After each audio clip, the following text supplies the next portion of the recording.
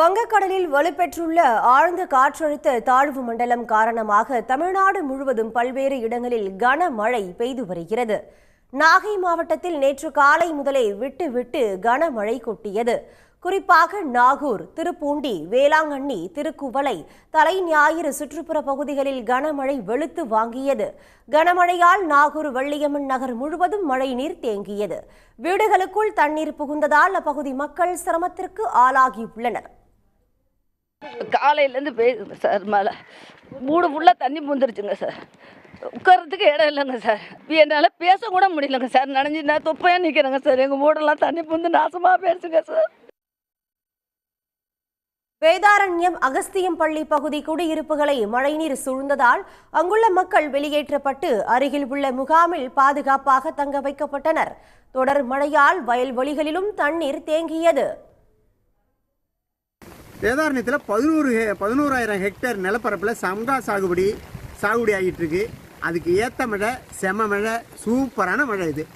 அதே மாதிரி குடிப்பதற்கு கால்நடைகளுக்கு தேவையான தண்ணீருக்காக காத்திருந்த மழை போல இப்போ ஏரி, குளங்கள், கிணறுகள் எல்லாம் நிரம்பி வழியுது.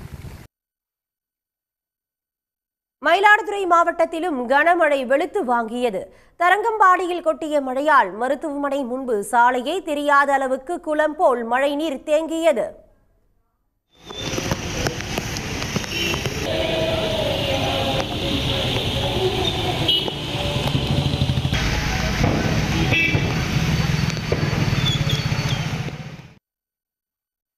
சீர்காழி, தஞ்சாவூர் உள்ளிட்ட இடங்களில் கொட்டிய கனமழையால் இதமான சூழல் நிலவியது. திருவாரூரில் நேற்று மாலை வரையே 10 சென்டிமீட்டர் மழை கொட்டியது. இரவிலும் மழை தொடர்ந்ததால் தாழ்வான இடங்களில் தண்ணீர் தேங்கியது. சென்னை மற்றும் புறநகர் பகுதிகளில் நேற்று காலையில் இருந்து பிற்பகல் வரை ஒரே சீராக மழை பெய்தது. மாலையில் சற்று ஓய்ந்திருந்த நிலையில் இரவில் மீண்டும் மழை பெய்தது. திருவொற்றியூர் சுற்றுப்புற பகுதிகளில் தாழ்வான இடங்களில் தண்ணீர் தேங்கியது.